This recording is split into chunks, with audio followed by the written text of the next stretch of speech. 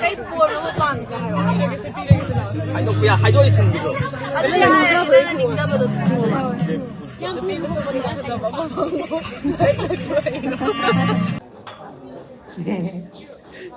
哎。ꯇꯧꯕ ꯄꯨꯟꯅ ꯆꯥꯛꯂꯦꯟ ꯑꯃ ꯆꯥꯃꯤꯟꯅꯅꯤ ꯈꯟꯕꯒꯤ ꯌꯥꯝ ꯅꯨꯡꯉꯥꯏꯅ ꯂꯩ ꯑꯩꯈꯣꯏ ꯃꯌꯥꯝ ꯃꯅꯤꯄꯨꯔꯤ ꯃꯆꯥ ꯃꯌꯥꯝ ꯑꯩꯈꯣꯏꯒꯤ ꯄꯨꯟꯁꯤꯟꯅꯕꯒꯤ ꯌꯥꯔꯦ ꯊꯝꯃꯅꯤ ꯑꯩ ꯈꯗꯥꯡ ꯑꯩꯒꯤꯗꯤ ꯑꯍꯥꯟꯕꯅꯦ ꯅꯤꯡꯉꯣꯜ ꯆꯥꯛꯀꯧꯕ ꯐꯥꯔꯁ ꯇꯥꯏꯝ ꯑꯣꯏꯌꯦꯀꯣ ꯑꯗꯨꯅ ꯄꯨꯔꯛꯅꯉꯥꯏꯁꯨ ꯈꯪꯗꯦ ꯑꯗꯨꯒ ꯍꯩ ꯂꯧꯁꯦ ꯍꯥꯏꯅ ꯑꯗꯨ ꯉꯛꯇ ꯂꯧꯋꯦ Hello everyone, welcome back to my YouTube channel after a long time. ꯑꯗꯣ ꯉꯁꯤ ꯑꯩꯒꯤ ꯚꯤꯗꯤꯑꯣ ꯑꯁꯦ ꯑꯩꯈꯣꯏ ꯅꯤꯡꯉꯣꯜ ꯆꯥꯛꯀꯧꯕꯒꯤ ꯚꯤꯗꯤꯑꯣꯅꯤ. ꯇꯦꯖꯄꯨꯔ ꯌꯨꯅꯤꯚꯔꯁꯤꯇꯤ ꯍꯥꯏꯔꯤꯕ ꯃꯐꯝ ꯑꯁꯤꯗ ꯅꯤꯡꯉꯣꯜ ꯆꯥꯛꯀꯧꯕꯁꯤ ꯁꯤꯟꯖꯕꯒꯤ ꯚꯤꯗꯤꯑꯣꯅꯤ. ꯚꯤꯗꯤꯑꯣ ꯑꯁꯤꯗ ꯁꯨꯝ ꯁꯣꯏꯈꯤ ꯂꯥꯡꯈꯤꯕ ꯌꯥꯎꯔꯒꯁꯨ ꯃꯌꯥꯝꯗꯨ ꯉꯥꯛꯄꯤꯌꯨ. ꯑꯗꯣ ꯑꯩꯅ ꯅꯝꯗꯣꯏꯕ ꯚꯤꯗꯤꯑꯣ ꯑꯁꯦ ꯑꯩꯈꯣꯏꯒꯤ ꯃꯦꯃꯣꯔꯤ ꯑꯣꯏꯅ ꯁꯨꯝ ꯂꯩꯍꯧꯅꯕꯒꯤꯗꯃꯛꯇ ꯅꯝꯖꯕ ꯚꯤꯗꯤꯑꯣꯅꯤ. ꯑꯗꯣ ꯃꯌꯥꯝ ꯚꯤꯗꯤꯑꯣ ꯑꯁꯤ ꯃꯤꯠꯌꯦꯡ ꯇꯥꯃꯤꯟꯅꯁꯤ. ꯍꯧꯔꯛꯄꯗꯒꯤ ꯍꯥꯏꯗꯤ ꯅꯤꯡꯉꯣꯜ ꯆꯥꯛꯀꯧꯕ ꯍꯧꯗ꯭ꯔꯤꯉꯩ ꯃꯃꯥꯡ ꯅꯣꯡ ꯍꯥꯏꯗꯤ ꯑꯩꯈꯣꯏꯅ ꯍꯥꯏꯗꯤ ꯑꯦꯔꯥꯎꯟ 6 days ꯃꯃꯥꯡꯗ ꯄ꯭ꯂꯥꯟ ꯇꯧꯋꯦ. ꯄ꯭ꯂꯥꯟ ꯇꯧꯕꯗꯒꯤ ꯂꯣꯏꯕ ꯐꯥꯎ ꯀꯃꯥꯏꯅ ꯇꯧꯕꯒꯦ ꯍꯥꯏꯕꯒꯤ ꯚꯤꯗꯤꯑꯣ ꯑꯁꯤ ꯃꯌꯥꯝ ꯃꯤꯠꯌꯦꯡ ꯇꯥꯃꯤꯟꯅꯁꯦ. Okay, let's enjoy. ꯔꯨꯇꯤꯟꯗ ꯐꯖꯅ ꯂꯤꯠ ꯇꯧꯔ ꯆꯠꯂꯤꯀꯣ ꯃꯌꯥꯝꯁꯦ. Video blog ꯁꯦꯝꯃꯗꯣꯏꯅꯦ.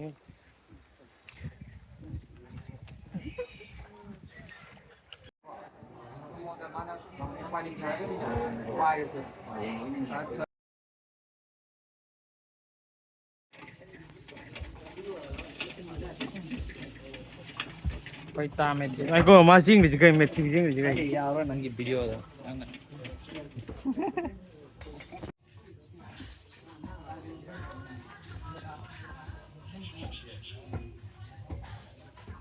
ꯁꯤ ꯑꯩꯈꯣꯏꯒꯤ ꯊꯕꯛ ꯁꯨꯔꯤꯕ ꯀꯥꯡꯕꯨ ꯅꯤꯡꯉꯣꯜ ꯆꯥꯛꯀꯧꯕꯒꯤ ꯗꯦꯕꯥꯁꯣꯔꯗ ꯐꯖꯅ ꯇꯥꯔꯦ.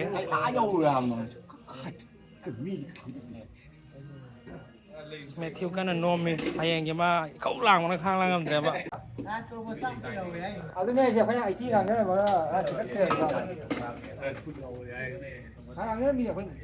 ꯂꯩꯔꯤꯕ ꯁ꯭ꯄꯣꯠꯁꯦ ꯁꯤꯗꯅꯤ. ꯍꯧꯖꯤꯛ ꯅꯣꯡ ꯇꯥꯔꯁꯨ ꯇꯥꯅ ꯑꯩꯈꯣꯏꯒꯤ ꯅꯤꯡꯉꯣꯜ ꯆꯥꯛꯀꯧꯕ ꯁꯤꯟꯗ ꯌꯥꯗꯦ ꯍꯥꯏꯕꯒꯤ ꯍꯧꯖꯤꯛ ꯗꯥꯁꯨꯖꯤꯠ ꯇꯥꯔꯀꯦ ꯑꯩꯈꯣꯏ ꯅꯨꯡꯗꯥꯡꯗ ꯂꯥꯛꯏ. ꯖꯨꯅꯤꯌꯔ ꯀꯥꯡꯕꯨꯈꯩꯗꯤ ꯍꯧꯖꯤꯛ ꯃꯐꯝꯗꯨꯗ ꯁꯦꯝ ꯁꯥ ꯀꯟꯅ ꯇꯧꯔꯤꯕꯅꯤ. ꯑꯩꯈꯣꯏ ꯍꯧꯖꯤꯛ ꯆꯠꯂꯤ. ꯅꯣꯡꯁꯤ ꯑꯣꯟꯊꯣꯛꯃꯟꯅ ꯇꯥꯔꯦ. ꯍꯌꯦꯡꯗꯤ ꯀꯃꯥꯏꯅ ꯇꯧꯗꯣꯏꯅꯣ ꯈꯪꯗꯦ. ꯉꯁꯤꯒꯤ ꯅꯨꯡꯗꯥꯡꯒꯤ ꯍꯌꯦꯡ ꯅꯤꯡꯉꯣꯜ ꯆꯥꯛꯀꯧꯕꯅꯤ. ꯑꯗꯨꯒꯤ ꯅꯨꯡꯗꯥꯡꯒꯤ ꯁꯦꯝ ꯁꯥꯔꯤꯕꯅꯤ. ꯁꯣꯝꯗ ꯆꯥ ꯈꯔ ꯂꯣꯟꯈꯠꯂꯦ ꯇꯝꯃꯤ. ꯁꯤ ꯑꯩꯈꯣꯏꯒꯤ ꯄꯨꯖꯥꯔꯤꯅꯤ. ꯁꯤꯅ ꯍꯧꯕꯗ ꯂꯣꯏꯕ ꯃꯥ ꯂꯣꯏ ꯊꯣꯡꯗꯣꯏꯅꯤ. ꯉꯥ, ꯎꯇꯤ, ꯁꯪꯒꯣꯝ ꯂꯣꯏ ꯁꯨꯔ ꯊꯣꯡꯒꯗꯧꯅꯤ. ꯑꯁꯦꯡꯕ ꯌꯥꯎꯗꯣꯏꯔꯥ ꯍꯥꯏꯁꯦ? ꯂꯩꯔꯦ. ꯀꯔꯥꯎꯀꯦ ꯁꯤꯁꯇꯦꯝ ꯂꯣꯏ ꯂꯩꯔꯦ. ꯁꯦꯡꯇꯣꯏꯅ ꯀꯟꯅ ꯁꯦꯡꯉꯤ. ꯖꯣꯇꯤꯟꯅ ꯕꯥꯠꯔꯨꯝ ꯇꯛꯏ. ꯑꯩꯈꯣꯏꯒꯤ ꯂꯣꯏ ꯔꯦꯗꯤ ꯂꯩꯔꯦ. ꯂꯐꯨ ꯏꯔꯣꯟꯕ, ꯎꯇꯤ ꯇꯧꯅꯕ ꯑꯩꯈꯣꯏ ꯍꯋꯥꯏ, ꯁꯤꯡ, ꯃꯔꯣꯏ ꯅꯥꯀꯨꯞꯄꯤ ꯂꯣꯏ ꯂꯩꯔꯦ. ꯂꯣꯏ ꯃꯔꯥ ꯅꯨꯡꯔꯥ ꯂꯣꯏ ꯂꯩꯔꯦ. ꯍꯌꯦꯡꯒꯤꯅꯤ. ꯍꯌꯦꯡꯗꯤ ꯈꯔ ꯄꯨꯖꯥꯔꯤ ꯑꯣꯏꯗꯣꯏꯁꯦ ꯈꯔꯗꯤ ꯇꯠꯂꯅꯤ ꯍꯧꯖꯤꯛ. ꯍꯌꯦꯡ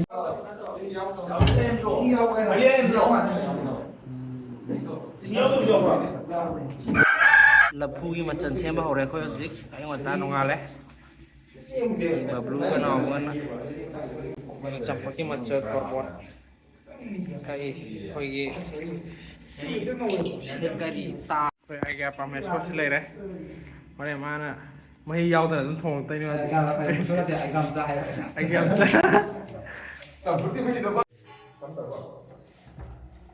ꯍꯧꯔꯦ. ꯍꯧꯖꯤꯛ ꯑꯩꯈꯣꯏꯒꯤ ꯄꯨꯖꯥꯔꯤꯒꯤ ꯊꯧꯔꯝ ꯄꯥꯡꯊꯣꯛꯄ ꯍꯧꯈ꯭ꯔꯦ. ꯁꯪꯒꯥꯈ꯭ꯔꯦ. ꯁꯤꯗꯅꯤ ꯊꯣꯡꯗꯣꯏꯁꯦ ꯍꯣꯔꯦꯟ. ꯑꯩꯈꯣꯏꯒꯤ ꯃꯃꯦꯟ ꯄꯔꯃꯦꯁꯣꯔꯒ ꯑꯥꯏꯒ꯭ꯌꯥꯝꯆꯥꯒ. ꯑꯩꯈꯣꯏ ꯍꯧꯖꯤꯛ ꯃꯔꯣꯏ ꯃꯄꯥꯡ ꯀꯟꯅ ꯁꯦꯝꯂꯤ. ꯁꯤꯡꯖꯨꯒꯤ ꯃꯆꯜꯅꯤ. ꯁꯣꯝꯅꯥꯀꯟꯗꯁꯨ ꯁꯦꯝꯃꯤ ꯀꯟꯅ.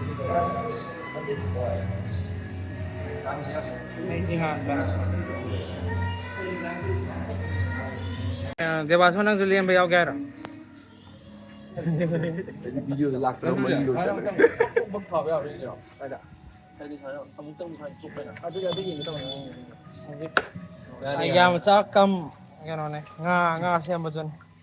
Pura sinsure. Oron doon. Pa thong ne yalu. Hali. Som ni yalu. Ai lo khara tam gi da wani shi mo. Koy ngagi machan sing ni play si. Siyang kana suga daw rin priwa na. Ini mo priwa. Siyang kan suga lang ma. Paglutan na pagan sari ma. Camera trend. Ayun na video na may nagyatan din. Minam. Sinjuki macam kan hemi. Mingdi kau keren. Surasta. Pagi tenisan ka, sehingga Simon ka. Like subscribe. Ha? Thank you for all the good.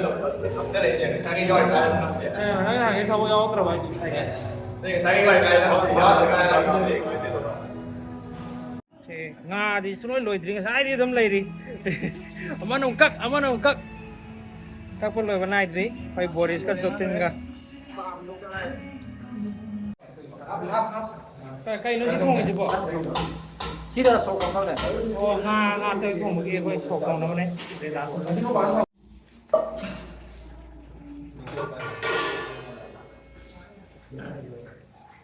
Anh bắn ra đi stop cái này. Base thằng cô kia ta mẹ thiếu nó thong đây này. Mẹ thiếu chứ không thiếu không sẽ. Cái này thằng nó còn phải thong. Mẹ thiếu cái là paneer thong này. Ada tanto pire thong baya den. Koi ki हम जे कोई university Tezpur university में पान माने सिले से का मंगा हो ले कोई चाइना को तो दे है का दुकान से मी होने से मी ले खाना रहा बाहर ले रहा काम ले रहा एक चला के ले रहा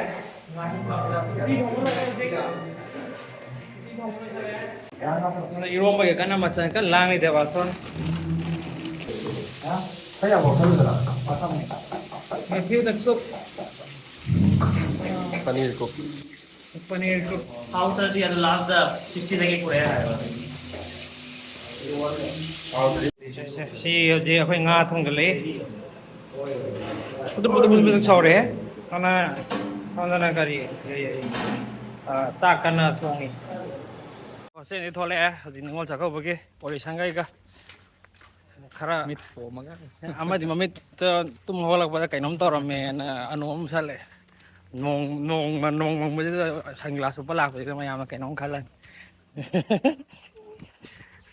Sina khoi Sibiramon hostel. Easy scholar jinge. Ko university ki thola ga background le ra. University ki. Ina aini. Long view. Hojii mafam je khoi university hek mapan da ne tawdoi je ang sai ang ta sem saba ayu adi pung mapan makhai taram khai buk sem saba ko torame hojik taram thoi makhai taram thoi da ko ne do khadang theng nong ising le bana kha theng e hoi hita ima khang da lai ai thank you ꯑꯩꯈꯣꯏ Tezpur university Manipuri ꯐꯦꯇꯔꯅꯤꯇꯤꯅ ꯁꯤꯟꯖꯕ Ningol Chakkouba 2025 ꯃꯌꯥꯝ ꯄꯨꯝꯅꯃꯛꯄꯨ ꯊꯣꯡꯅ ꯈꯨꯔꯨꯝꯖꯔꯤ and welcome to Ningol Chakkouba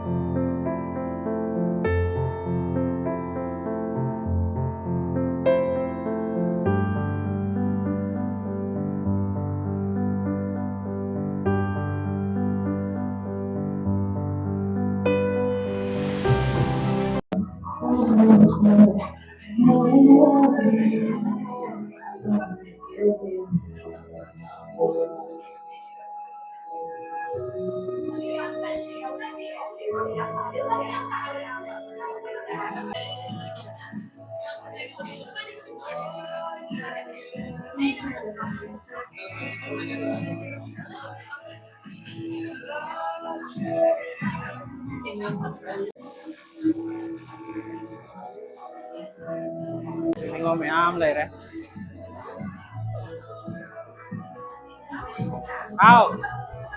Changakira yaye. Kaya hojik ningol sago ba hawrabnina interview om lawo hawrsine ha. Interview om lawo hawrsine du de. Ningol sago ba ge. Khoi hantan nongna ningol sago simbaje kari phawbi ge. Yam nungai. Kaya yam nang nungai mo kay no. Tu ba halai chai ni. Kari khoi kari. Sujuna kay phawbi ge khoi.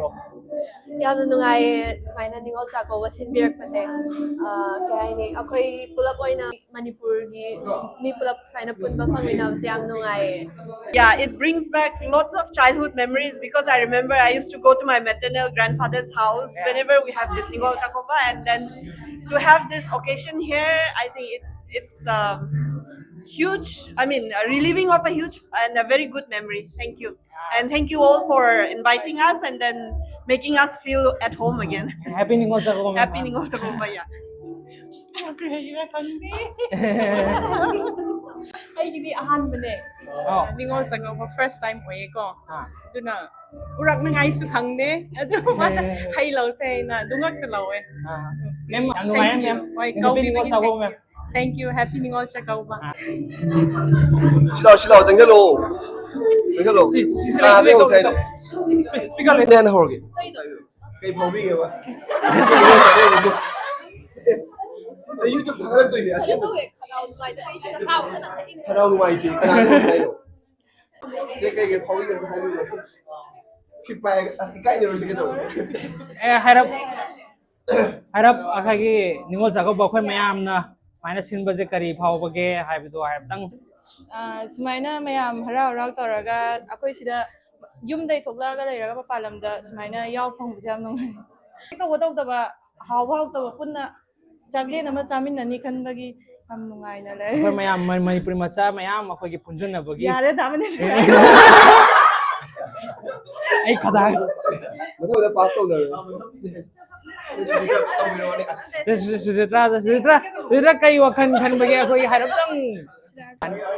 Yam nungai sumaina chahi abada amtang lakpasida haidi khodi yumda su laitabani ko sumaina sinbi base yam nungai haitar. Thank you happy Ningol sago ba. Menina kai ko hai ko. Menina kai kari wakhan Sumaina haidi lapna leiraga sumaina mayam pulaga sumaina pulap haidi noma pulaga dum sakhangna boina unaga haidi sin haje dum nungai are. Happy Ningol sago ba. Thank you. Ko. Next by next ay lagta ise. Ai kai ngong du không kai hai du no. Kai hai du no. Yam nungai sumain to bi base. Yam dang nungai bro. Kaino yam dang nungai lo bro hai sibo. Hoi nungai. Mathang da sumaina muka to bi hai hoi. Continue taraga. Kari akhoi ai phabau je pining ge akhoi ge sinja langtari ba mayam tu. Aphaba toy bi. Pai di.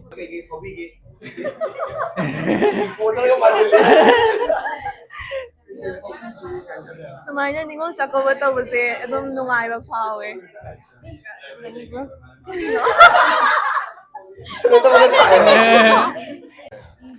So, like, this is one of the biggest festival of Manipur. So, like, being organized here, far coming from home, like from Manipur, now in Assam. So, how do you literally feel about organizing such a biggest festival of Manipur over here? Actually, it's my first time here. It's my first time celebrating Ningol Chakoba, Okay. so I'm very excited and I don't know. It feels like home, very warm. Okay, like To to every person and to organizers and all. Oh yeah, I'm so grateful. I'll just say thank you because it's my first time and I'm so happy to โอเค Happy Ningol Chakauba Thank you. เกียรติใครว่าคันพี่เก่งสิคุยกี่งอจากก็ที่มาตั้งอยู่จากคดี I'm actually very happy. อ่า I'm happy. As kasi joining I lite. Just enjoy. Bye bye. thank you ใช่มาทั้งมังงะใช่คุยกี่งอจากก็ตักชินมาล้างไปจากคดีเผาเกยามไงดีอันเดิมนะฮันโดอีกด้วยอันเดิมนะฮันมันนี่เนี่ยสิไอ้ที่พัมมันเนี่ยสิยามสองจะฟังตัวฮันยามฮันมันฟังตัวปนี่คุยไอ้ที่โควิดมามังเด็กกี่ฟังทั่วหลักปนี่คุยมามังเด็กฟังทั่วเมียตัวคุยมาตุ้งเด็กที่ฟังทั่วพังกำตัวนะตรงเลยอยู่เฟสติวัลนี่ ꯑꯩꯗꯣ ꯒ꯭ꯔꯦꯖꯨꯑꯦꯁꯟꯗꯁꯨ ꯌꯨꯝꯗ ꯂꯩꯇꯕꯒꯤ ꯀꯨꯏꯔꯦꯕ ꯆꯥꯛꯀꯧꯕ ꯌꯥꯎꯗꯕ ꯆꯍꯤ 4ꯃꯨꯛ ꯐꯥꯔꯦ ꯑꯗꯨꯗꯤ ꯅꯨꯡꯉꯥꯏ ꯑꯗꯣ ꯃꯩ ꯆꯥꯛꯀꯧꯕ Pastor Jamie da kanau ngai kai jin ne. เซ่ Yam lao ngang da sui tam ngang. ตั้มนะตรงงานสิฮาร์ลีก็ฉันทั้งโอเซ่ Kai phau yam da hai ro ji. Ngai bro ba. Khoi swai da wo ji. ꯌꯥꯝ ꯍꯔꯥꯎꯏ ꯍꯥꯏꯗꯤ ꯌꯥꯝ ꯊꯥꯖꯗꯦꯀꯣ ꯀꯨꯏꯁꯨ ꯀꯨꯏꯔꯦ ꯆꯤꯡꯅꯤꯡꯉꯣꯜ ꯆꯥꯛꯀꯧꯕ ꯌꯥꯎꯗꯕ ꯃꯥꯒ ꯆꯞ ꯃꯥꯟꯅꯩ ꯑꯗꯣ ꯌꯨꯝꯗ ꯍꯥꯏꯗꯤ ꯐꯣꯃꯣ ꯐꯤꯜ ꯑꯣꯏ ꯍꯥꯏꯒꯗ꯭ꯔꯥ ꯃꯃꯥꯅ ꯍꯥꯏꯗꯤ ꯍꯦꯛ ꯐꯣꯟ ꯇꯧꯔꯒ ꯍꯥꯏꯔꯛꯄ ꯃꯇꯝꯗ ꯌꯥꯝ ꯅꯨꯡꯉꯥꯏꯇꯕ ꯐꯥꯎꯕꯗꯣ ꯑꯗꯣ ꯉꯁꯤꯗꯤ ꯁꯤꯗ ꯂꯥꯛꯑꯒ ꯌꯥꯝꯅ ꯍꯔꯥꯎꯏ ꯑꯗꯣ Fulfill ro na tro. ꯑꯣꯏꯔꯦ ꯅꯪꯅꯦ 세 세. ꯅꯪ ꯇꯧꯔꯣ Ani mak to mi ro. 아니 마 좀 떠미노라 하이미노라 세. 해피 닝올 작업을 나오라 지야. Happy Ningol Chakauba.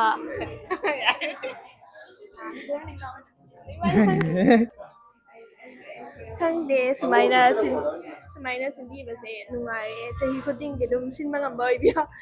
Happy 신망 Ningol 뭐 Chakauba. 저게 거기 마뚱 따리바 거기 주니어 매암 어디기 레이버 시니어 매암 하디 분전나라가 마담 상나 신망 뭐 저게 Yam nungai yumdagi lapna laga sumaina ubuse. ꯌꯥꯝ ꯅꯨꯡꯉꯥꯏꯕ ꯐꯥꯎꯋꯦ ꯃꯇꯨꯡꯗꯁꯨ ꯃꯌꯥꯝ ꯆꯥꯎꯅ ꯁꯤꯟꯕ ꯉꯝꯕ ꯑꯣꯏꯖꯔꯣ 아 실사지 ꯀꯩ ꯂꯝꯗꯒꯤꯅꯣ ꯀꯛꯆꯤꯡ ꯀꯛꯆꯤꯡꯗꯒꯤꯅꯦ ꯑꯣ ꯑꯩꯗꯤ ꯂꯝ ꯍꯪꯕ ꯂꯣꯏ ꯀꯥꯎꯔꯦꯅꯦ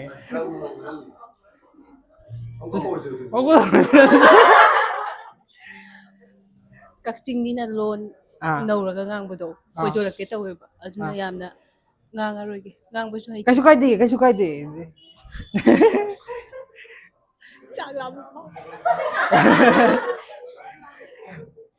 ꯍꯧꯖꯤꯛ ꯆꯥꯛ ꯂꯥꯝꯃꯕꯣ ꯀꯩꯅꯣ ꯆꯥꯛ ꯂꯥꯝꯃꯦ ꯍꯥꯏꯔ ꯍꯧꯖꯤꯛ ꯍꯥꯏꯗꯤ ꯆꯥꯛ ꯂꯥꯝꯃꯦ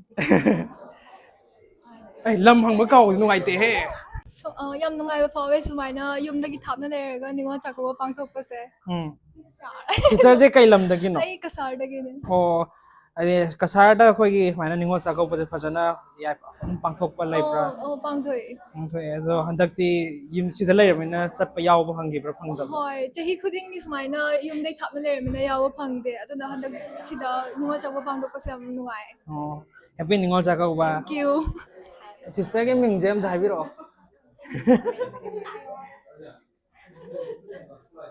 ꯑꯩꯒꯤ ꯃꯤꯡ ꯁꯔꯖꯨ ꯑꯦꯂꯥꯡꯕꯝ ꯀꯥꯏ ꯑꯣꯏꯗꯣꯏꯅꯣ ꯂꯝꯁꯦ ꯑꯩ ꯈꯥꯡꯉꯕꯣꯛꯇꯒꯤ ꯑꯣ ꯍꯥꯏꯗꯤ ꯌꯥꯝ ꯅꯨꯡꯉꯥꯏꯕ ꯐꯥꯎꯋꯦ ꯍꯥꯏꯗꯤ ꯑꯩꯗꯣ ꯃꯇꯝ ꯀꯨꯏꯅ ꯆꯥꯛꯀꯧꯕꯁꯦ ꯌꯥꯎꯕ ꯐꯪꯉꯨꯗ꯭ꯔꯦꯕ ꯑꯗꯨꯏ ꯃꯇꯨꯡꯗ ꯍꯟꯗꯛꯁꯤꯗ ꯍꯥꯏꯗꯤ ꯏꯕꯨꯡ ꯏꯄ꯭ꯋꯥꯁꯤꯡꯅ ꯆꯥꯛꯀꯧꯕꯤꯕꯁꯦ ꯌꯥꯝ ꯅꯨꯡꯉꯥꯏꯕ ꯐꯥꯎꯋꯦ ꯊꯦꯡꯛ ꯌꯨ ꯍꯣꯔꯦꯟ ꯆꯥꯛ ꯆꯥꯔ ꯃꯇꯨꯡꯗ ꯑꯃꯨꯛ ꯍꯪꯖꯔꯛꯀꯦ ꯀꯣꯏꯁꯟ ꯏꯟꯖꯥꯡ ꯍꯥꯎꯇꯕꯒꯤ ꯃꯇꯥꯡꯗ Kita torsi.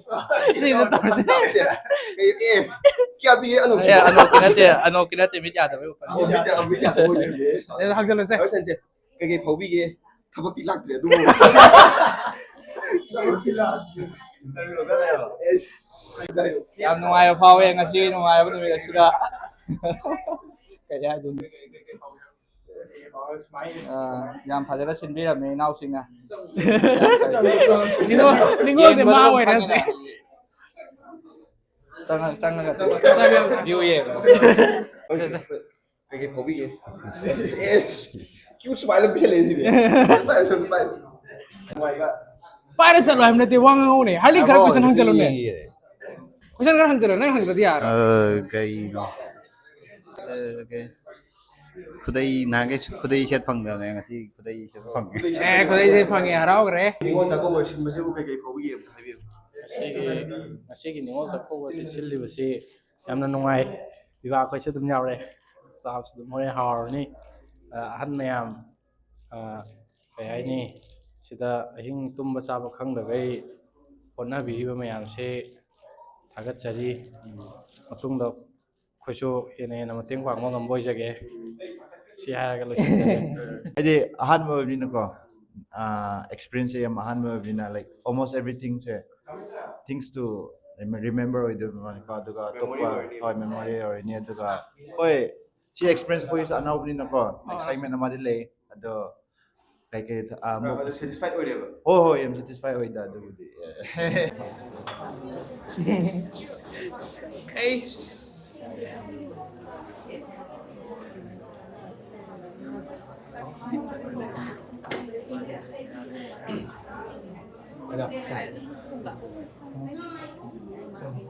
ꯑꯣꯖꯥ ꯂꯥꯛꯑꯣ ꯌꯥꯝ ꯅꯨꯡꯉꯥꯏ ꯑꯩꯈꯣꯏ ꯉꯁꯤ ꯑꯩꯈꯣꯏ ꯃꯅꯤꯄꯨꯔꯤ ꯃꯌꯥꯝꯒꯤ ꯑꯩꯈꯣꯏꯒꯤ ꯅꯤꯉꯣꯜ ꯆꯥꯛꯀꯧꯕ ꯉꯁꯤ ꯑꯩꯈꯣꯏ ꯇꯦꯖꯄꯨꯔ ꯌꯨꯅꯤꯚꯔꯁꯤꯇꯤꯒꯤ ꯁꯥꯇ꯭ꯔꯁꯤꯡꯅ ꯌꯥꯝꯅ ꯆꯤꯡ ꯂꯦꯝꯕ ꯃꯑꯣꯡꯗ ꯁꯦꯂꯦꯕ꯭ꯔꯦꯠ ꯇꯧꯕꯁꯦ ꯑꯃꯔꯣꯝꯗ ꯌꯥꯝ ꯆꯥꯎꯊꯣꯛꯅꯤꯡꯉꯥꯏꯅꯤ ꯌꯥꯝ ꯅꯨꯡꯉꯥꯏꯕꯁꯨ ꯐꯥꯎꯏ ꯃꯇꯨꯡ ꯇꯥꯕꯗꯁꯨ ꯍꯦꯟꯅ ꯁꯤꯗꯒꯤ ꯍꯦꯟꯅ ꯅꯨꯡꯉꯥꯏꯕ ꯍꯥꯏꯗꯤ ꯑꯩꯈꯣই ꯃꯌꯥꯝ ꯄꯨꯟꯃꯤꯟꯅꯕ ꯐꯪꯕ ꯑꯣꯏꯁꯅꯨ ꯍꯥꯏꯅ ꯏꯁꯣꯔꯒꯤ ꯊꯧꯖꯥꯜ ꯅꯤꯖꯔꯤ ꯍꯦꯄꯤ ꯅꯤꯉꯣꯜ ꯆꯥꯛꯀꯧꯕ ꯃꯁꯤ ꯀꯩ ꯐꯥꯎꯕꯤꯒꯦ ꯑꯝꯇ ꯍꯥꯏꯕꯤꯌꯨ ꯃꯁꯤꯒꯤ ꯅꯤꯉꯣꯜ ꯆꯥꯛꯀꯧꯕꯁꯦ ꯑꯩꯈꯣꯏꯒꯤ ꯇꯦꯖꯄꯨꯔ ꯌꯨꯅꯤꯚꯔꯁꯤꯇꯤꯒꯤ ꯃꯅꯤꯄꯨꯔꯒꯤ ꯁ꯭ꯇꯨꯗꯦꯟꯁ ꯃꯌꯥꯝ ꯇꯤꯆꯔꯁ ꯃꯌꯥꯝ ꯄꯨꯜꯂ ꯁꯦꯝꯕꯁꯦ ꯌꯥꯝ ꯅꯨꯡꯉꯥꯏꯌꯦ ꯑꯗꯨꯒ ꯁ꯭ꯄꯤꯁꯦꯜꯂꯤ ꯈꯤꯇꯪ ꯃꯅꯤꯄꯨꯔꯒꯤ ꯗ꯭ꯔꯦꯁꯀ ꯁꯦꯠꯂꯒ ꯃꯌꯥꯝ ꯎꯅꯗꯅ ꯇꯧꯕꯁꯤꯅ ꯑꯃꯨꯛ ꯍꯦꯟꯅ ꯅꯨꯡꯉꯥꯏꯔꯦ ꯑꯗꯨꯒ ꯑꯇꯣꯞ ꯑꯇꯣꯞꯄ ꯁꯥꯇ꯭ꯔꯁꯤꯡ ꯍꯥꯟꯅ ꯊꯦꯡꯅꯗꯕ ꯉꯁꯤꯁꯤ ꯂꯣꯏ ꯊꯦꯡꯅꯔꯦ ꯃꯁꯛ ꯂꯣꯏ ꯈꯪꯅꯔꯅꯤ ꯌꯥꯝ ꯅꯨꯡꯉꯥꯏꯔꯅꯤ ꯃꯌꯥꯝꯗ ꯂꯣꯏ ꯁꯤꯜ ꯂꯥꯡꯕꯁꯦ ꯎꯕꯗ ꯌꯥꯝ ꯅꯨꯡꯉꯥꯏꯌꯦ ꯃꯦꯃꯣꯒꯤ ꯑꯦꯛꯁꯄꯦꯛꯇꯦꯁꯟ ꯑꯩꯈꯣꯏꯅ ꯐꯨꯜꯐꯤꯜ ꯇꯧ ꯉꯝꯕꯤꯔꯣ ꯍꯧꯖꯤꯛ ꯐꯥꯎꯗꯤ ꯇꯧꯔꯤ ꯆꯥꯅꯕ ꯍꯧꯖꯤꯛ ꯆꯪꯉꯛꯄꯗ ꯑꯃ ꯇꯧꯕꯗ ꯌꯥꯝ ꯅꯨꯡꯉꯥꯏꯌꯦ ꯐꯤꯜ ꯌꯥꯎꯋꯦꯕꯀꯣ ꯁꯤꯁꯦ ꯅꯤꯉꯣꯜ ꯆꯥꯛꯀꯧꯕ ꯇꯧꯒꯦ ꯍꯥꯏꯕꯒꯤ ꯗꯤꯐ꯭ꯔꯦꯟ ꯑꯩꯈꯣꯏꯒꯤ ꯐꯤꯂꯤꯡꯁꯦ ꯑꯗꯨꯝ ꯂꯥꯎꯋꯦꯕ ꯂꯣꯏꯁꯟꯕ ꯌꯨꯝꯗꯩ ꯂꯣꯏꯁꯟꯕꯗꯩꯗꯤ ꯐꯥꯎꯔꯛꯑꯦ ꯁꯤꯗ ꯌꯥꯎꯔꯀꯥꯟꯗ ꯃꯣꯏꯅꯁꯨ ꯈꯪꯉꯛꯑꯦ ꯌꯥꯝ ꯅꯨꯡꯉꯥꯏꯌꯦ ꯑꯗꯨꯗꯤ ꯅꯨꯡꯉꯥꯏꯌꯦ ꯀꯩ ꯍꯥꯏ ꯉꯁꯤ ꯅꯨꯃꯤꯠꯁꯦ ꯌꯨꯝꯗ ꯆꯥꯛꯀꯧꯕ ꯆꯠꯄꯗꯗꯤ ꯁꯨꯃꯥꯏꯅ ꯏꯟꯇꯔꯚ꯭ꯌꯨꯗꯤ ꯂꯧꯗꯕꯅꯤ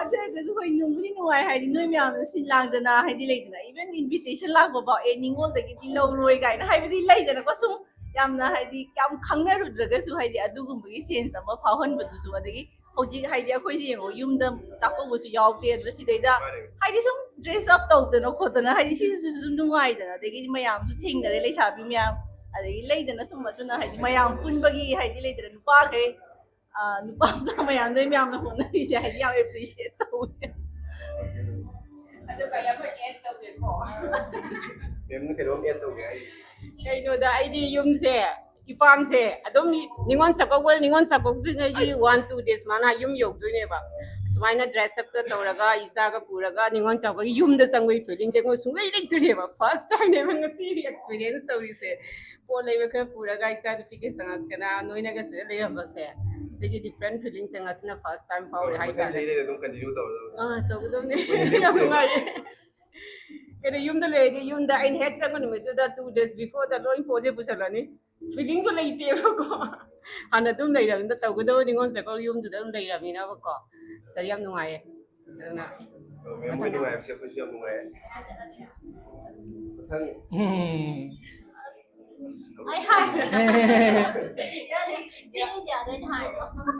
ꯌꯨꯝꯗꯒꯤ ꯂꯥꯞꯅ ꯂꯩꯔꯒꯁꯨꯀꯣ ꯌꯨꯝꯒꯤ ꯐꯤꯂꯤꯡ ꯑꯃ ꯐꯥꯎꯕꯗꯣ ꯑꯗꯨ ꯇꯧꯋꯦ ꯑꯗꯩ ꯍꯧꯖꯤꯛ ꯍꯟꯗꯛꯁꯦ ꯌꯨꯝ ꯆꯠꯂꯒ ꯌꯥꯎꯕꯁꯨ ꯐꯪꯈꯤꯗ꯭ꯔꯦꯕ ꯑꯗ ꯃꯌꯥꯝꯅ ꯄꯨꯟꯅ ꯁꯨꯃꯥꯏꯅ ꯁꯤꯟꯕꯤꯕꯁꯦ ꯌꯥꯝ ꯅꯨꯡꯉꯥꯏ ꯌꯨꯝꯗ ꯍꯟꯗꯛꯇꯤ ꯌꯥꯎꯕ ꯐꯪꯈꯤꯗ꯭ꯔꯦꯕ ꯑꯗꯣ ꯑꯗꯨ ꯐꯪꯗꯕꯗꯣ ꯁꯤꯅ ꯃꯦꯟꯈꯠꯂꯀꯥꯟꯗ ꯅꯨꯡꯉꯥꯏꯕꯗꯣ ꯑꯣꯏꯔꯦ ꯃꯊꯪꯗꯁꯨ ꯏꯟꯚꯥꯏꯠ ꯇꯧꯖꯒꯦ ꯍꯣꯏ ꯁꯤꯗꯤ ꯅꯪꯗꯤ ꯅꯨꯡꯉꯥꯏ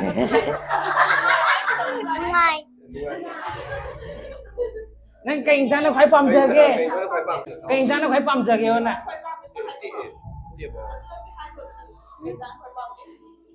ꯌꯦꯟ ꯌꯦꯟ ꯊꯣꯡꯉꯦ ꯉꯁꯤ ꯌꯦꯟ ꯊꯣꯡꯉꯦ ꯑꯍꯥꯎꯕ ꯌꯦꯟ ꯁꯨꯗꯒ꯭ꯔꯦ ꯃꯥ ꯏꯀꯥꯏꯃꯟꯗꯅ ꯃꯌꯥꯝ ꯑꯃꯁꯨꯡ ꯃꯆꯟꯅꯨꯄꯤ ꯅꯠꯇ꯭ꯔꯒ ꯃꯌꯥꯝ ꯑꯃꯁꯨꯡ ꯃꯆꯦꯒꯤ ꯑꯣꯏꯕꯒꯤ ꯃꯔꯨꯑꯣꯏꯕ ꯀꯩ ꯍꯥꯏ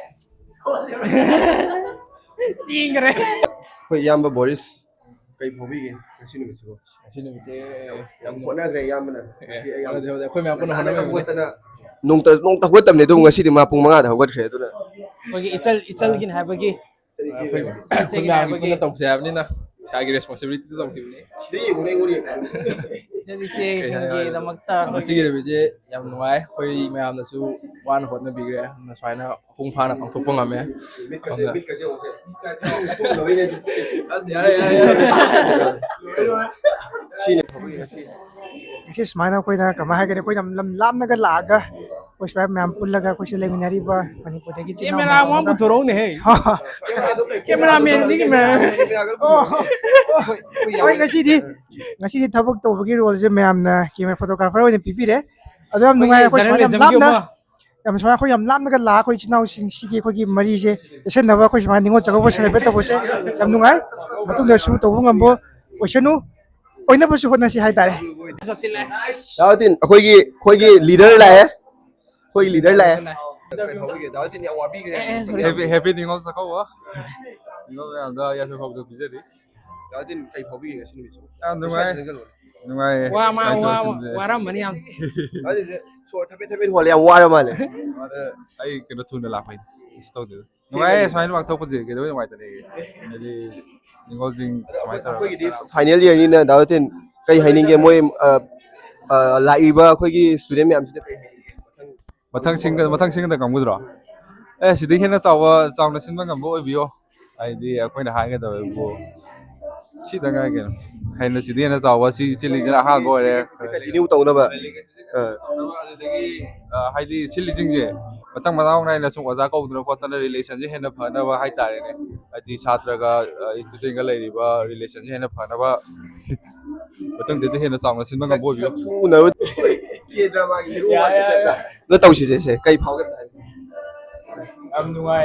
ꯌꯥꯝ ꯅꯨꯡꯉꯥꯏꯌꯦ ꯁꯨꯃꯥꯏꯅ ꯃꯌꯥꯝ ꯄꯨꯟꯅ ꯆꯦꯆꯟ ꯑꯗꯩ ꯗꯗꯥ ꯃꯌꯥꯝ ꯄꯨꯟꯅ ꯁꯨꯃꯥꯏꯅ ꯑꯃꯨꯛ ꯄꯨꯟꯕ ꯅꯨꯡꯉꯥꯏꯕꯁꯦ ꯑꯗꯨꯝ ꯍꯥꯏꯅꯤꯡꯉꯥꯏ ꯂꯩꯇꯅ ꯌꯥꯝ ꯅꯨꯡꯉꯥꯏ ꯃꯊꯪ ꯇꯥꯅ ꯑꯗꯨꯝ ꯃꯊꯪ ꯆꯍꯤ ꯑꯗꯨꯝ ꯀꯟꯇꯤꯅ꯭ꯌꯨ ꯇꯧꯕ ꯑꯣꯏꯁꯅꯨ ꯍꯥꯏꯅ ꯍꯥꯏꯔꯦ ꯍꯦꯄꯤ ꯅꯤꯉꯣꯜ ꯆꯥꯛꯀꯧꯕ ꯁꯦ ꯁꯥꯏꯟꯒ ꯑꯝꯇ ꯁꯥꯏꯟꯒ ꯇꯧꯔꯛꯎ ꯑꯝꯇ ꯇꯧꯔꯁꯤ ꯐꯣꯇꯣꯒ꯭ꯔꯥꯐꯔ ꯌꯥꯝ ꯐꯣꯇꯣ ꯀꯥꯞꯄꯁꯤ ꯌꯥꯝꯗꯤ ꯄꯥꯝꯖꯕ ꯃꯥꯁꯦ ꯀꯦꯃꯦꯔꯥꯗꯤ ꯂꯩꯇꯕ ꯋꯥꯏ ꯀꯥꯞꯄ ꯉꯁꯤ ꯅꯪ ꯀꯩ ꯐꯥꯎꯒꯦ ꯑꯩ ꯉꯁꯥꯏ ꯆꯪꯉꯛꯄꯩꯗꯣ ꯅꯨꯄꯤꯒ ꯅꯤꯉꯣꯜꯒ ꯆꯪꯉꯛꯄꯩꯗꯣ ꯑꯗ ꯀꯥꯞꯄꯨꯔꯝꯅꯦꯕ ꯑꯩꯅ ꯀꯥꯞꯄꯁꯦ ꯐꯖꯅ ꯇꯥꯔꯝꯗꯦꯕ ꯍꯧꯖꯤꯛ ꯗꯥꯕꯨꯅ ꯃꯥꯏ ꯄꯤꯌꯨ ꯌꯥꯗ꯭ꯔꯦꯕ ꯑꯩꯉꯣꯟꯗ ꯍꯧꯖꯤꯛ ꯑꯩꯉꯣꯟꯗ ꯀꯦꯃꯦꯔꯥ ꯄꯤꯌꯨ ꯌꯥꯗ꯭ꯔꯦꯕ ꯍꯧꯖꯤꯛ ꯗꯥ ꯀꯧꯕꯤꯒꯤ ꯄꯥꯏꯔꯤ ꯍꯧꯖꯤꯛ ꯗꯥ ꯕꯕ꯭ꯂꯨꯒꯤ ꯀꯦꯃꯦꯔꯥ ꯄꯤꯌꯨ ꯌꯥꯗ꯭ꯔꯦꯕ ꯍꯧꯖꯤꯛ ꯑꯩ ꯐꯣꯀꯁ ꯇꯧ ꯁꯦꯔꯥꯟ ꯇꯨꯔꯥꯟ ꯀꯥꯞꯄꯨꯕꯒꯤꯀꯣ ꯑꯗꯣ ꯍꯣꯔꯦꯟ ꯒ꯭ꯔꯨꯞꯇꯁꯨ ꯑꯩ ꯀꯥꯞꯄ ꯐꯣꯇꯣ ꯑꯗꯨꯝ ꯌꯥꯎꯔꯔꯣꯏꯕ ꯍꯧꯔꯦ ꯃꯥ ꯊꯋꯥꯏ ꯅꯨꯡꯉꯥꯏꯇ꯭ꯔꯦ ꯃꯥ ꯀꯦꯃꯦꯔꯥ ꯂꯩꯇꯕꯩ ꯃꯥꯁꯦ ꯃꯤꯉꯣꯟꯗꯩ ꯁꯤꯜꯂ ꯍꯧꯖꯤꯛ ꯍꯣꯔꯦꯟ ꯅꯤꯉꯣꯜꯈꯩꯅ ꯑꯩ ꯒ꯭ꯔꯨꯞꯇ ꯊꯥꯔꯛꯄ ꯐꯣꯇꯣꯒꯗꯤ ꯌꯦꯡꯉꯒ ꯆꯪꯉꯛꯄꯩꯗꯣ ꯑꯩ ꯁꯣꯏ ꯍꯥꯏꯈ꯭ꯔꯅꯤ ꯇꯧꯔꯦꯀꯣ ꯑꯩꯈꯣꯏ ꯁꯤ ꯕꯦꯟ ꯑꯩꯈꯣꯏ ꯕꯦꯟ ꯆꯠꯇ꯭ꯔꯤꯉꯩꯗ ꯍꯧꯗ꯭ꯔꯤꯉꯩꯒꯤ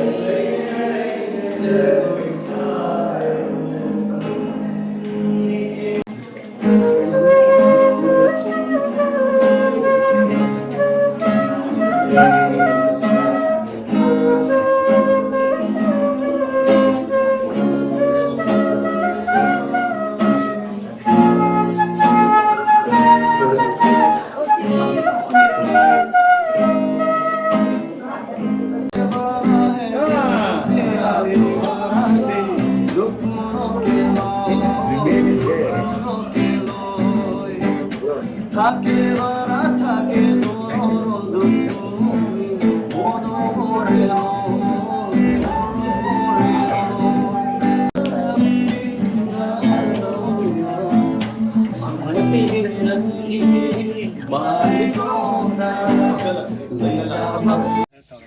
ꯌꯥꯝ ꯃꯤ ꯇꯔꯥꯃꯉꯥ ꯇꯔꯥꯇꯔꯨꯛ ꯑꯦꯝꯇꯦꯛ ꯇꯝꯕ ꯁꯥꯇ꯭ꯔꯁꯤꯡ ꯑꯗꯩ ꯈꯔ ꯇꯧꯔꯒ ꯑꯗꯨꯝ ꯇꯧꯔꯅꯤ ꯑꯗꯩꯗꯤ ꯈꯔ ꯂꯩꯔꯒ ꯃꯁꯤꯡꯁꯤ ꯌꯥꯝꯈꯠꯂꯛꯇꯅ ꯑꯗꯨꯝ ꯇꯧꯈꯤꯗ꯭ꯔꯦ ꯍꯟꯗꯛ ꯂꯥꯛꯏꯕ ꯑꯩꯈꯣꯏꯒꯤ ꯅꯧꯅ ꯂꯥꯛꯏꯕ ꯑꯩꯈꯣꯏꯒꯤ ꯁꯥꯇ꯭ꯔꯁꯤꯡꯅ ꯃꯁꯤꯒꯤꯁꯤ ꯑꯃꯨꯛ ꯍꯟꯅ ꯇꯧꯕꯁꯦ ꯌꯥꯝ ꯅꯨꯡꯉꯥꯏ ꯃꯔꯝꯗꯤ ꯃꯁꯤꯒꯤ ꯐꯦꯁꯇꯤꯚꯦꯜꯁꯤ ꯀꯣ ꯍꯥꯏꯗꯤ ꯃꯕꯨꯡ ꯃꯧꯄ꯭ꯋꯥ ꯑꯗꯨꯒ ꯁꯤꯒꯤ ꯃꯔꯛꯇ ꯌꯥꯝꯅ ꯅꯨꯡꯁꯤꯕ ꯑꯩꯈꯣꯏꯒꯤ ꯀꯩꯅꯣꯅꯦꯕ ꯀꯨꯝꯍꯩ ꯑꯃꯅꯦꯕꯀꯣ ꯑꯩꯈꯣꯏ ꯂꯣꯏ ꯈꯪꯉꯦ ꯑꯩꯈꯣꯏ ꯉꯝꯕ ꯑꯣꯏꯁꯅꯨ ꯑꯗꯨꯒ ꯑꯩꯈꯣꯏꯁꯨ ꯑꯗꯨꯝ ꯑꯩꯈꯣꯏꯅ ꯍꯦꯛ ꯁꯤꯜꯂꯨꯕꯗꯨꯗꯤ ꯑꯩꯈꯣꯏꯁꯨ ꯉꯝꯗꯕ ꯌꯥꯎꯋꯦꯕꯀꯣ ꯁꯥꯇ꯭ꯔꯁꯤꯡꯅ ꯀꯩꯅꯣ ꯇꯧꯔꯒꯗꯤ ꯑꯩꯈꯣꯏ ꯑꯗꯨꯝ ꯑꯣꯜꯋꯦꯁ ꯑꯩꯈꯣꯏ ꯍꯦꯜꯞ ꯇꯧꯒꯦꯅ ꯑꯗꯨꯝ ꯀꯩꯅꯣ ꯇꯧꯋꯤ ꯉꯁꯤ ꯑꯩꯈꯣꯏꯒꯤ ꯃꯔꯨꯑꯣꯏꯅ ꯁꯤꯒꯤ ꯑꯥꯏꯗꯤꯌꯥꯁꯤ ꯄꯨꯊꯣꯔꯛꯏꯕ ꯑꯗꯨꯒ ꯁꯤꯒꯤ ꯑꯣꯔꯒꯅꯥꯏꯖꯔ ꯑꯣꯏꯕ ꯃꯦꯟꯁꯤꯡꯕꯨ ꯑꯩꯅ ꯑꯃꯨꯛ हन्ना थागलिको ये दिल की धड़कन भी तेरे गीत गाती है पल पल दिल के पास तुम रहते हो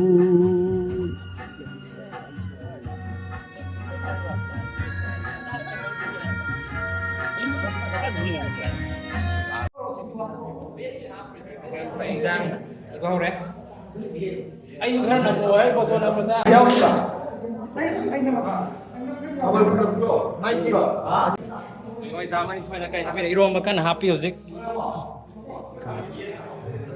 hari bani horen thorom bangthok ka tawne sak chari mar kuda ꯃꯊꯦꯜꯁꯦ ꯎꯇꯤ ꯊꯣꯡꯕ ꯌꯥꯎꯔꯦ ꯑꯗꯒꯤ ꯑꯈꯥ ꯉꯧꯕ ꯌꯥꯎꯔꯦ ꯉꯥ ꯊꯣꯡꯕ ꯆꯝꯐꯨꯠ ꯏꯔꯣꯟꯕ ꯁꯤꯡꯖꯨ ꯍꯥꯞꯇ꯭ꯔꯤ ꯁꯤꯡꯖꯨꯁꯦ ꯍꯥꯞꯄꯝ ꯆꯟꯗ꯭ꯔꯦ ꯑꯩꯈꯣꯏ ꯃꯊꯦꯜꯁꯦ ꯈꯔ ꯌꯥꯝꯃꯟꯈꯤꯗꯦꯗꯅ ꯁꯤꯅ ꯚꯦꯖꯀꯤ ꯄꯅꯤꯔ ꯑꯁ ꯐꯖꯔꯦꯍꯦ ꯁꯤꯗꯤ ꯁꯤ ꯃꯦꯊꯤꯡꯅ ꯊꯣꯡꯕ ꯄꯅꯤꯔꯅꯤ ꯑꯁ ꯇꯥ ꯃꯦꯊꯤꯡꯅ ꯊꯣꯡꯕꯁꯤ ꯂꯣꯏ ꯍꯥꯎꯕꯅꯦ ꯌꯥꯝ ꯆꯥꯕ ꯄꯨꯟꯕꯒꯤ ꯅꯨꯃꯤꯠ ꯑꯃ ꯉꯁꯤ ꯑꯩꯈꯣꯏꯅ ꯍꯥꯏꯗꯤ ꯌꯥꯝ ꯇꯥꯡꯅ ꯁꯤꯟꯕ ꯑꯁꯤꯗ ꯑꯩꯈꯣꯏꯒꯤ ꯉꯝꯖꯕ ꯈꯔ ꯑꯩꯈꯣꯏꯅ ꯇꯧꯖꯕꯁꯤ ꯌꯥꯝ ꯅꯨꯡꯉꯥꯏꯕ ꯐꯥꯎꯖꯩ ꯑꯅꯔꯦ ꯑꯩꯒ ꯃꯗꯨꯁꯤ ꯂꯩꯔꯦ ꯑꯩꯒ ꯒꯝꯁꯥ ꯉꯁꯤ ꯅꯣꯕꯦꯝꯕꯔꯒꯤ ꯇꯥꯔꯤꯛ 2 ꯅꯣꯡꯃꯥꯏꯖꯤꯡ ꯅꯨꯃꯤꯠ ꯇꯦꯖꯄꯨꯔ ꯌꯨꯅꯤꯚꯔꯁꯤꯇꯤꯒꯤ ꯑꯩꯈꯣꯏꯒꯤ ꯅꯨꯡꯁꯤꯔꯕ ꯏꯆꯤꯟ ꯏꯅꯥꯎꯁꯤꯡ ꯃꯔꯨꯞ ꯃꯄꯥꯡ ꯏꯆꯜ ꯏꯆꯦꯁꯤꯡ ꯄꯨꯝꯅꯃꯛꯅ ꯊꯋꯥꯏ ꯌꯥꯎꯅ ꯍꯣꯠꯅꯕꯤꯗꯨꯅ ꯉꯁꯤꯒꯤ ꯅꯤꯉꯣꯜ ꯆꯥꯛꯀꯧꯕ ꯑꯁꯤ ꯄꯥꯡꯊꯣꯛꯆꯕꯅꯤ ꯑꯗꯨꯅ ꯁꯤꯗꯒꯤꯁꯨ ꯃꯇꯨꯡ ꯇꯥꯔꯛꯄꯗ ꯁꯤꯗ ꯍꯦꯟꯅ ꯆꯥꯎꯅ ꯌꯥꯝ ꯑꯩꯈꯣꯏꯒꯤ ꯑꯇꯣꯞ ꯑꯇꯣꯞꯄ ꯃꯅꯤꯄꯨꯔꯒꯤ ꯑꯣꯏꯕ ꯀꯨꯝꯍꯩ ꯍꯔꯥꯎꯁꯤꯡꯁꯦ ꯑꯩꯈꯣꯏ ꯃꯌꯥꯝ ꯄꯨꯟꯅ ꯍꯣꯠꯅꯃꯤꯟꯅꯁꯤ ꯑꯗꯨ ꯍꯥꯏꯔꯒ ꯃꯇꯥꯡꯁꯤꯗ ꯑꯩꯒꯤ ꯌꯥꯝꯅ ꯇꯥꯡꯅ ꯆꯍꯤ ꯑꯃꯗ ꯑꯃꯨꯛꯇꯪ ꯁꯤꯟꯖꯕ ꯅꯤꯉꯣꯜ ꯆꯥꯛꯀꯧꯕꯁꯤꯗ ꯂꯥꯛꯄꯤꯔꯤꯕ ꯏꯆꯤꯜ ꯏꯅꯥꯎ ꯃꯌꯥꯝ ꯄꯨꯝꯅꯃꯛꯄꯨ ꯊꯥꯒꯠꯄ ꯐꯣꯡꯗꯣꯛꯆꯔꯤ ꯑꯗꯨꯒ ꯑꯩꯈꯣꯏꯒꯤ ꯁꯤꯟꯕꯤ ꯂꯥꯡꯕꯤꯔꯤꯕ ꯃꯌꯥꯝ ꯑꯍꯤꯡ ꯇꯨꯝꯗꯕꯤꯗ ꯁꯤꯟꯕꯤ ꯂꯥꯡꯕꯤꯔꯤꯕ ꯃꯌꯥꯝ ꯑꯗꯒꯤ ꯂꯥꯛꯄꯤꯔꯤꯕ ꯃꯌꯥꯝ ꯄꯨꯝꯅꯃꯛꯁꯨ ꯊꯥꯒꯠꯄ ꯐꯣꯡꯗꯣꯛꯆꯔꯤ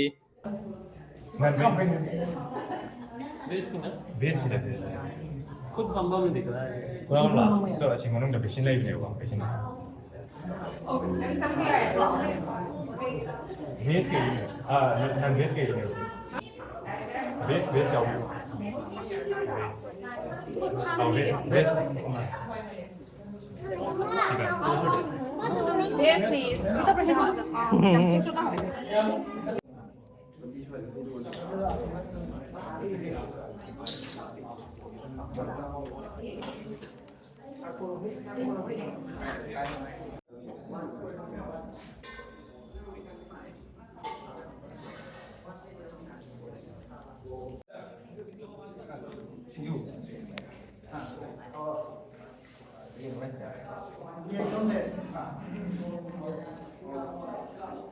Chakho am sao sao piyo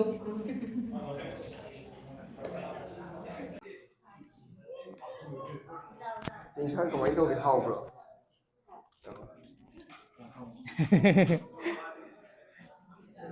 그다음 인상 하오브로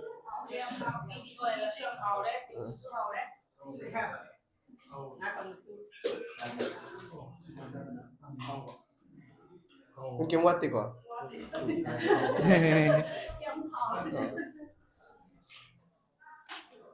Boris kana thiri.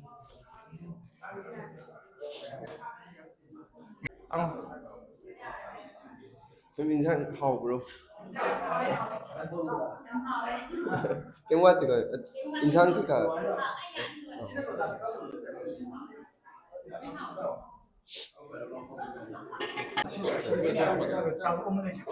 Sang một phải được không?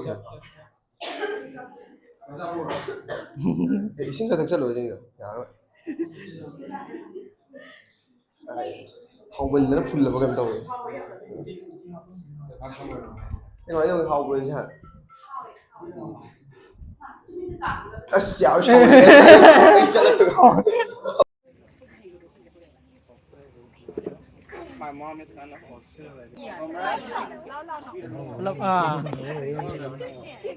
Happy New Year sa câu bro. Happy New Year sa câu ba.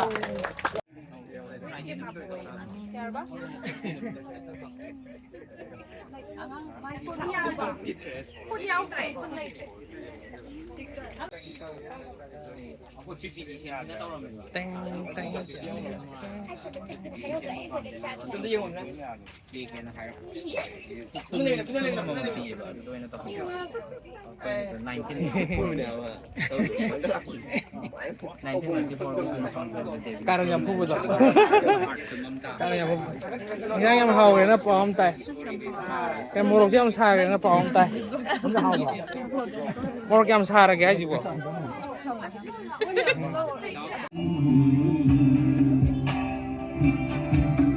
Masih menanti wahai thora bata jalla mera hanjin tinda piro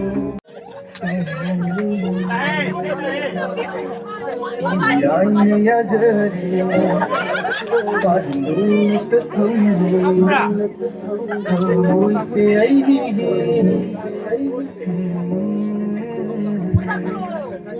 Hãy cùng phá được những buồn tăng mơ Hãy mong là có đầy đi bơ Hãy không là thầm mối xin là vậy